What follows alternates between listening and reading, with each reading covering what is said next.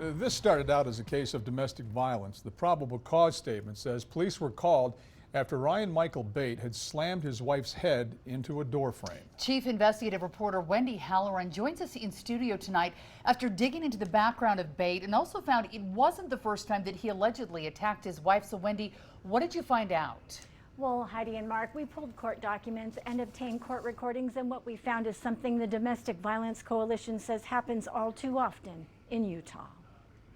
Sir, are you Ryan Bate? Yes, sir. All right. We'll call your case. On May 8th, 2024, the victim reported that her husband, Ryan Bate, grabbed her by the throat and tossed her onto the couch.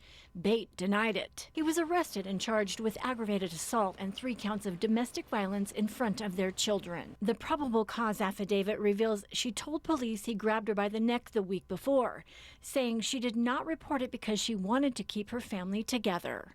She did send us an email and said that they over-exaggerated the strangulation, but I will point out that on the in the risk assessment, the lethality assessment, she does say that he's choked her before, and it comes in as high risk.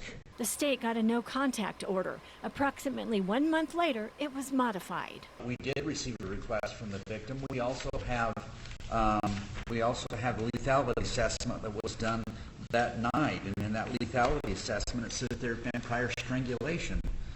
There's a huge risk here. Mr. Bate, apparently, according to the victim, has done this before. I will go ahead and modify the no contact order to be no threats of violence or no offenses against any of the alleged victims in this case. More than a month later, the case was dismissed. The prosecutor said her testimony was needed to prosecute Bate. Counsel's reached out to me and let me know that she plans on invoking her marital privilege.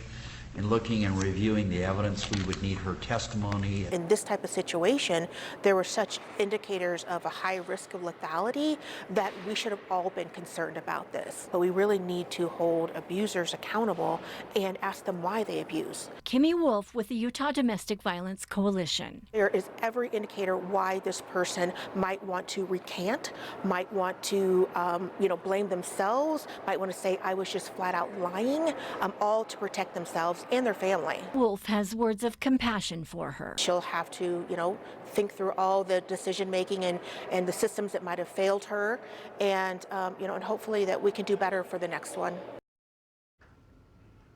Judge Brandon Maynard, the judge in the 2024 case you just heard, ruled that Ryan Michael Bate be held in the Weber County Jail without bail. He's being held on 2 counts of aggravated murder, which is eligible for the death penalty, and 1 count of assault. I checked the court docket, but it does not yet appear formal charges have been filed. Heidi? Wendy, thank you. A reminder as well, if you or someone you know is experiencing domestic violence, resources are available.